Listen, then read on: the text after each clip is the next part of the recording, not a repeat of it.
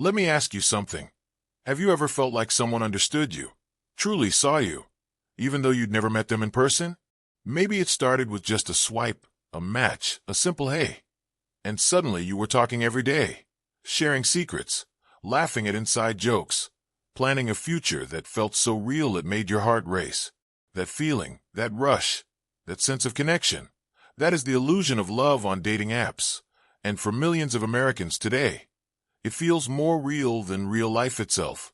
Dating apps were created to make love easier, faster, more accessible. In cities like New York, Los Angeles, Chicago, and even small quiet towns across the United States, people download these apps hoping to find the one. They're tired of being alone, tired of heartbreak, tired of waiting for that special moment to just happen. So they turn to technology. They upload their best photos. They write cute bios. They swipe left. They swipe right. Every new match brings a small spark of excitement. Every message feels like a new possibility. And before they even realize it, emotions start forming.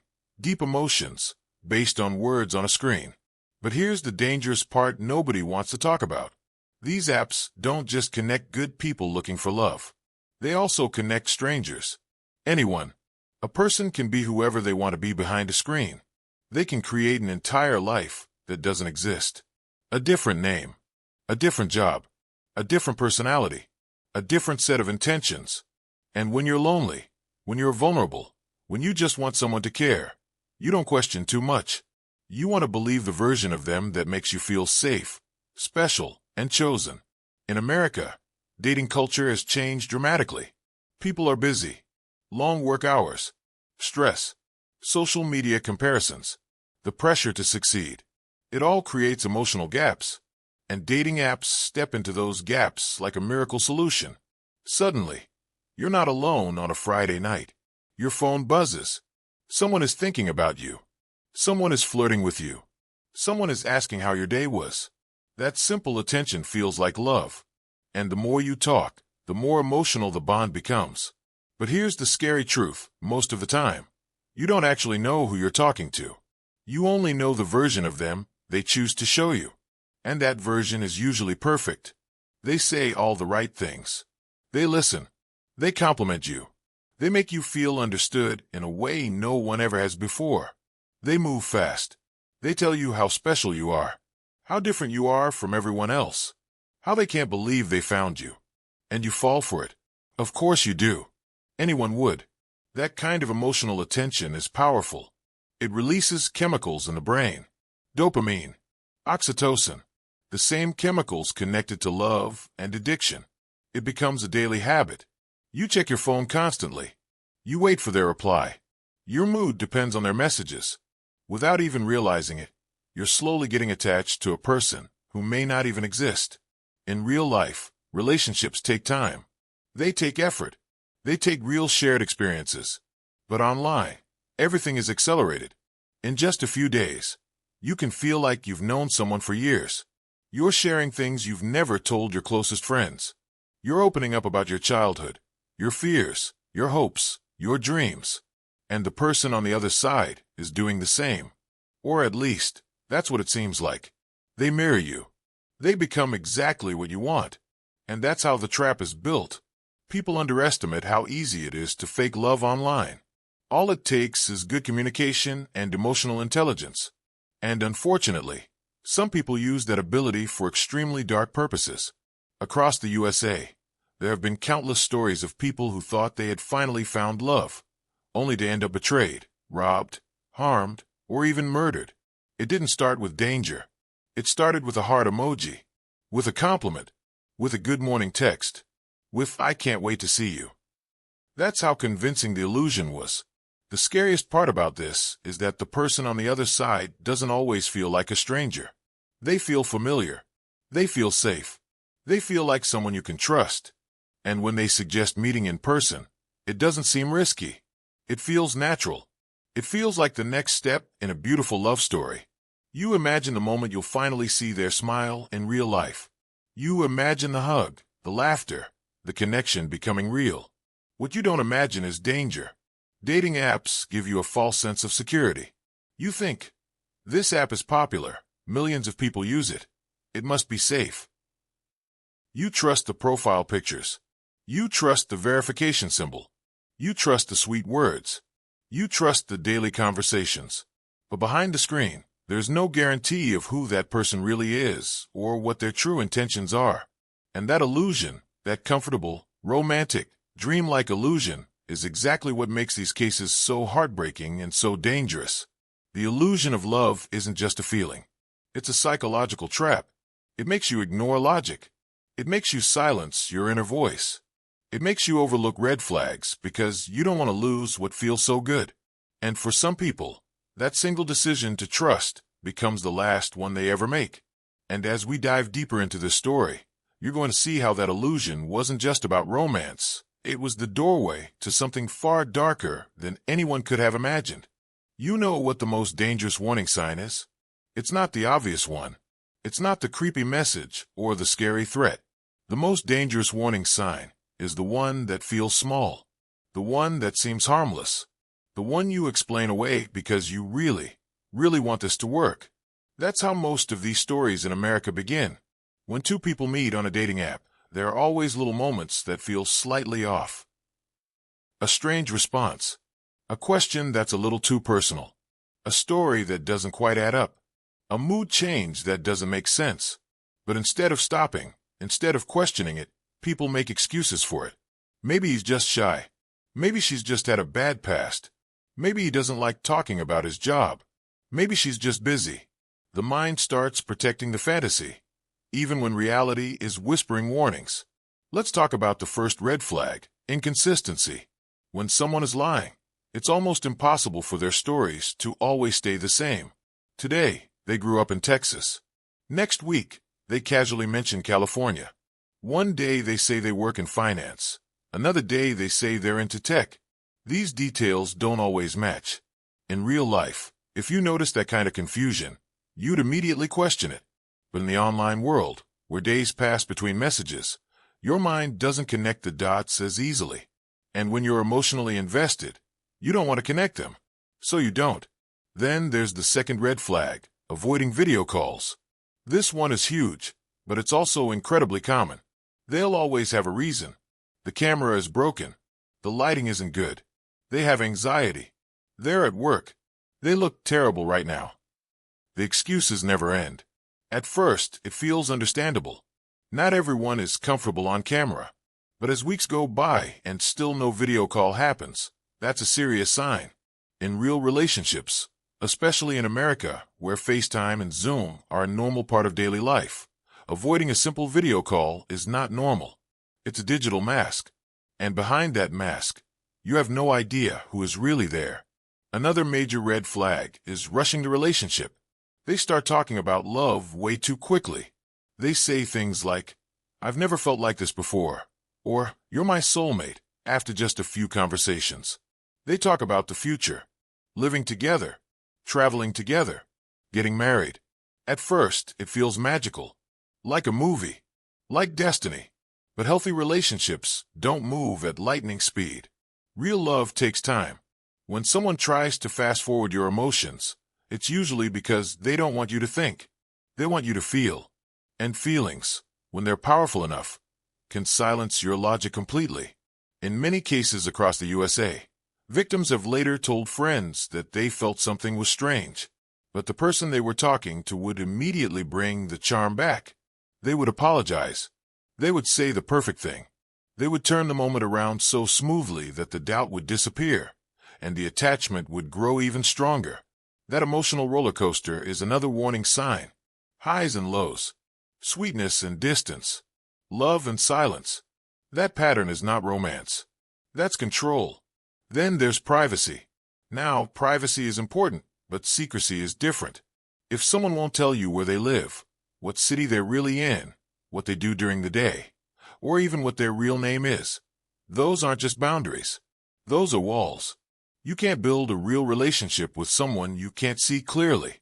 But again, when feelings are involved, you tell yourself that they're just being careful.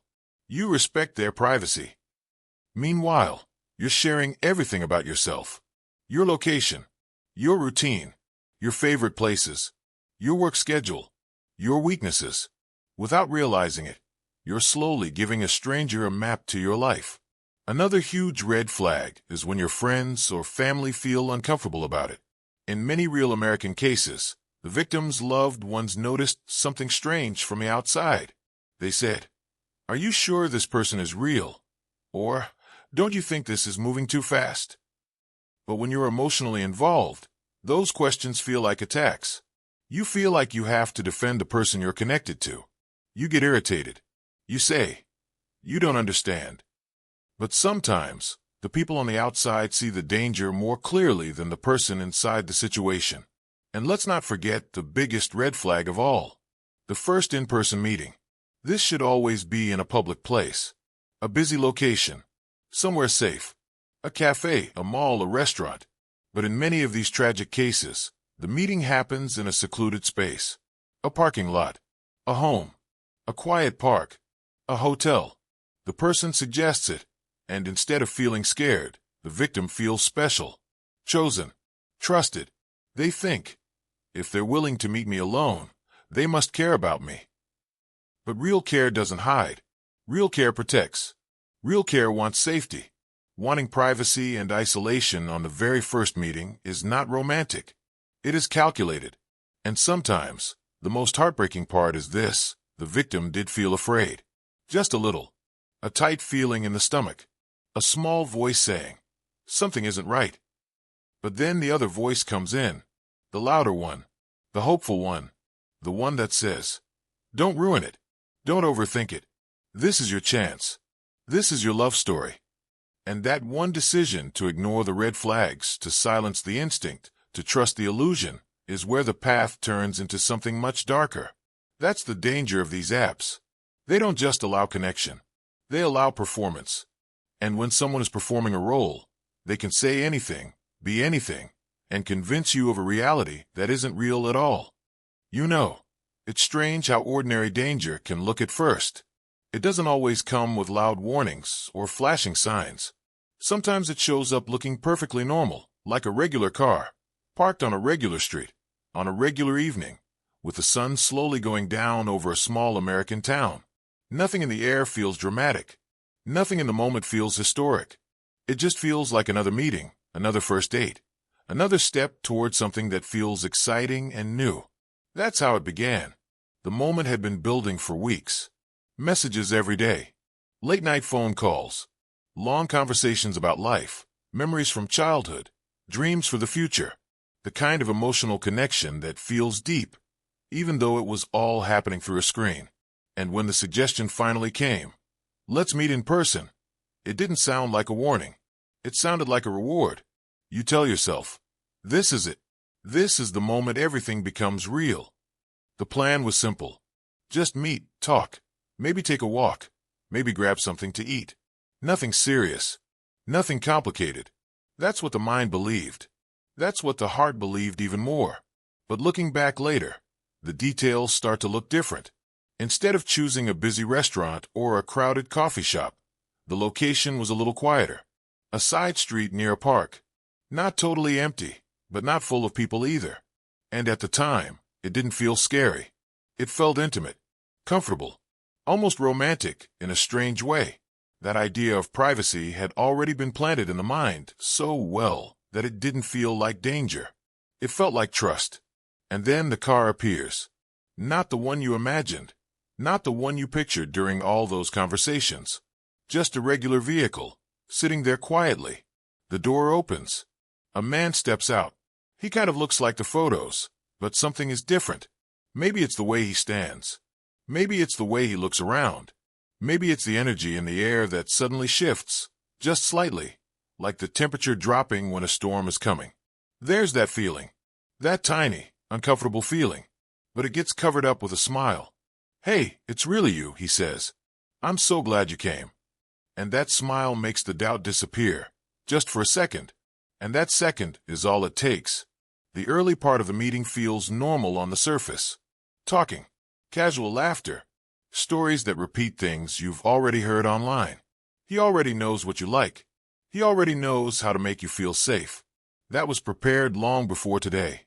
Carefully designed. Every compliment, every word, every look. But something is different now. On the phone, he used to be warm and expressive. In person, there's a silence that suddenly fills the space. His eyes don't match his messages.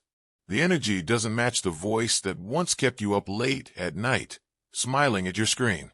And still it feels too late to walk away. That's another part of the trap people don't talk about much. The social pressure, the politeness, the need to not look rude, to not appear dramatic. Especially in American culture, where being friendly and respectful is deeply ingrained. So instead of saying, "I'm uncomfortable, I'm leaving," people stay. They try to make it work. They try to push the weird feeling aside. He suggests a small change of plan.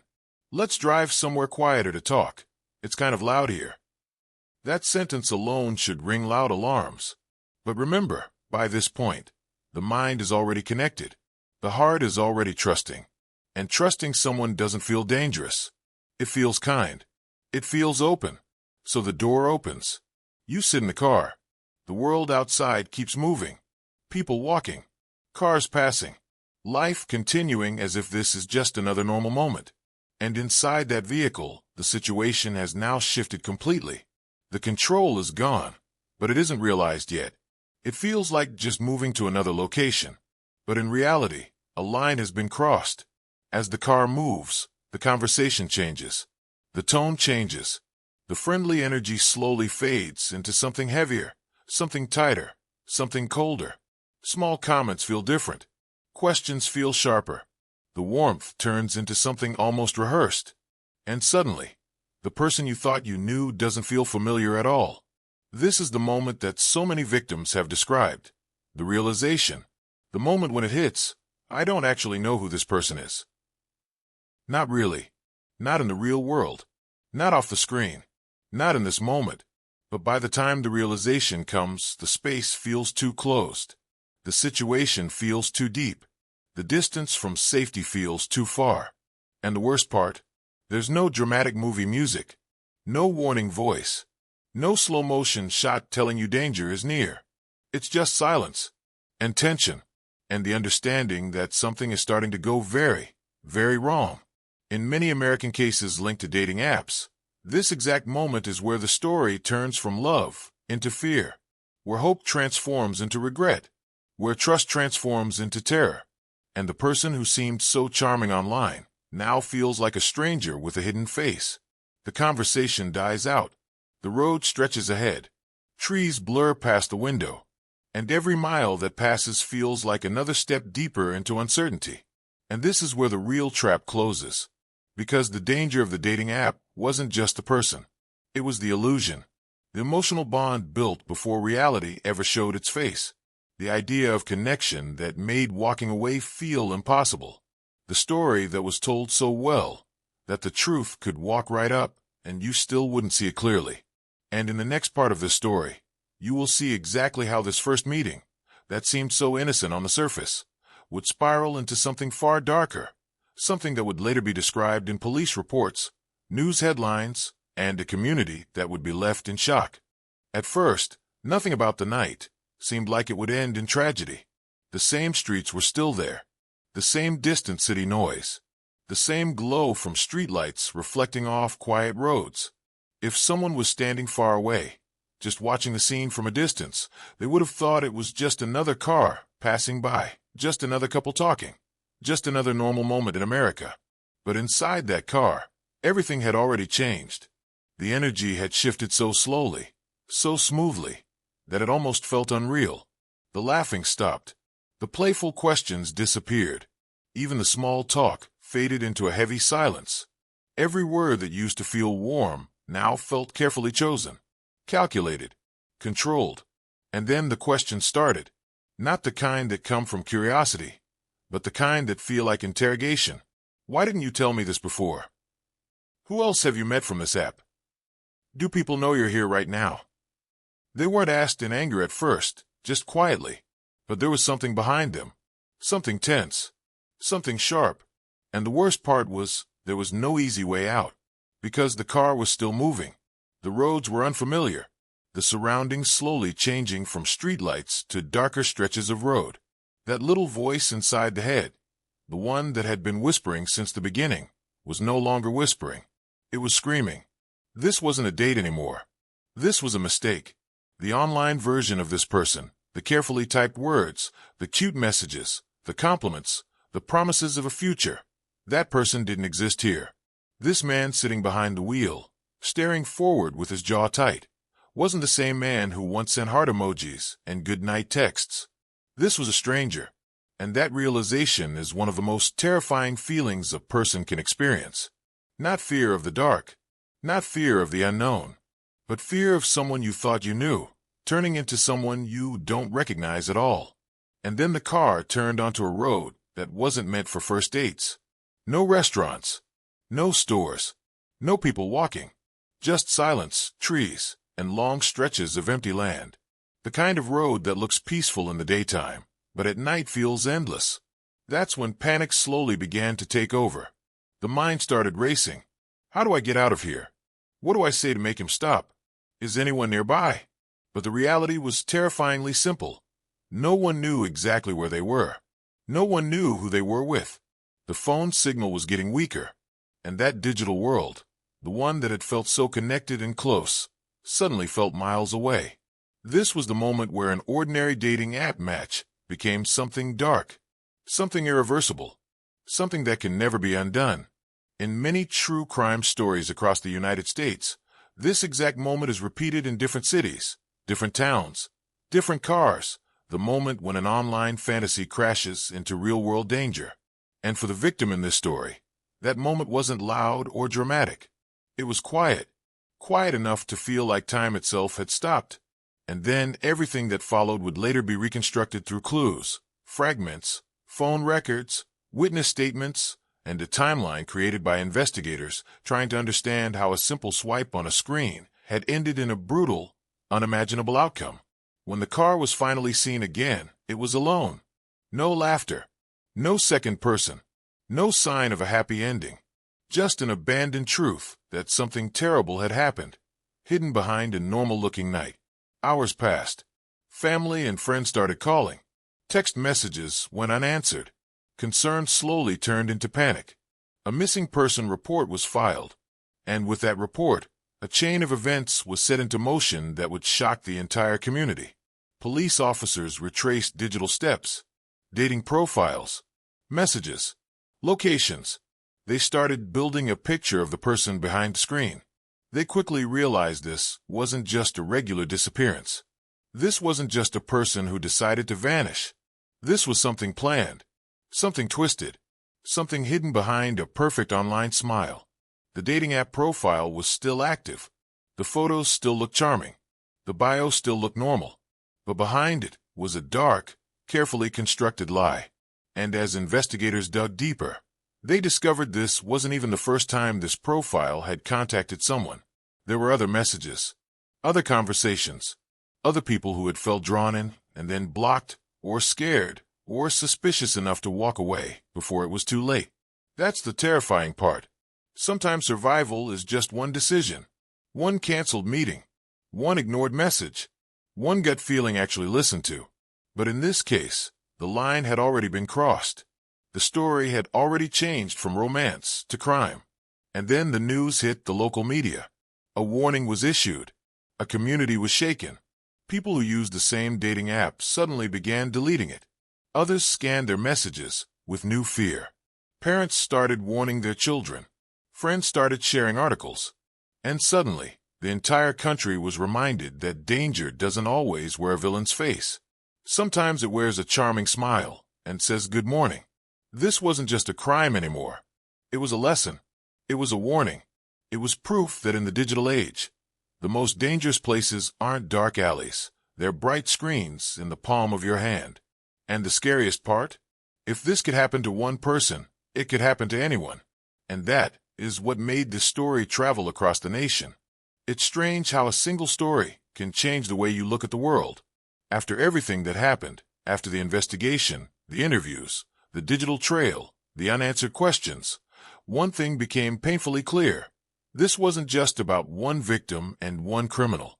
This wasn't just a headline that faded away in a few days. This was a reflection of something bigger, something happening quietly every single day behind glowing phone screens all across America. Because the truth is, millions of people open dating apps every morning and every night. Millions of people swipe, match, respond, flirt, laugh, build emotional connections with someone they have never really met. It has become so normal that we don't even stop to think about the risks anymore. We see a smiling photo, a few shared interests, a sweet message, and suddenly the brain creates a whole person from just pixels and words. We fill in the blanks with our imagination.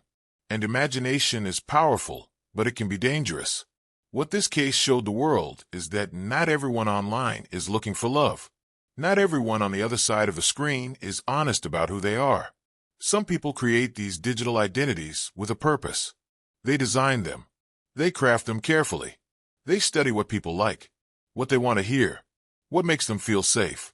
And then they become that person, just long enough to gain trust. It's not an accident. It's a strategy. And that's the scariest part of all. Because when danger is planned calmly, quietly, patiently, it becomes much harder to see. It doesn't look like danger. It looks like connection, like romance, like hope. And no one wants to question hope. No one wants to believe that something beautiful could be hiding something dark.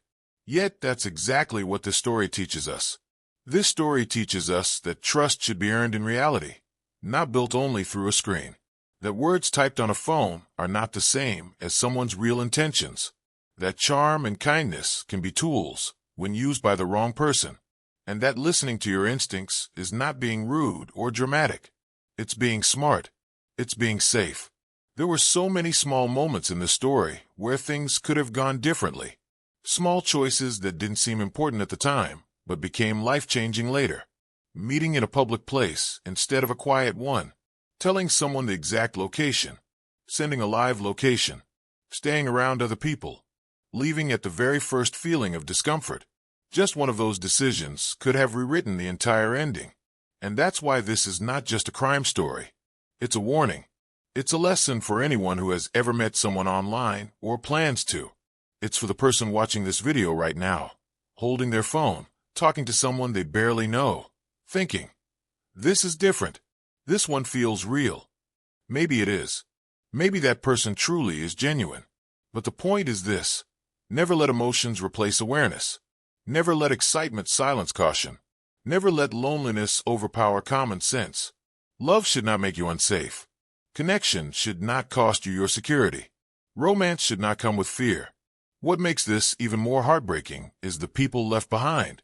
Family members, friends, co-workers, people who knew the real person. Not just a photo on an app. People who replay conversations, moments, plans that will now never happen. Lives that have a permanent empty space in them. All because someone decided to misuse trust. And the person responsible? In cases like this, sometimes they are caught. Sometimes they disappear. Sometimes they hide in plain sight. But even if justice arrives, it never truly brings back what was lost. It only reminds us that this world can be both beautiful and cruel at the same time. Technology itself isn't the enemy. Dating apps aren't the enemy. The internet isn't the enemy. The real danger is when bad intentions meet blind trust. And that's why awareness is powerful. Sharing stories like this is powerful. Talking about it, warning others, educating yourself and the people you care about. That's how change happens. That's how lives are protected. That's how one tragedy can prevent another. So if there's one thing this story should leave you with, it's this. Be curious, be open, but always be careful. Meet in public places. Tell someone where you are. Trust your instincts. And the moment something feels wrong, leave. No explanation needed. Because the right person will respect your boundaries.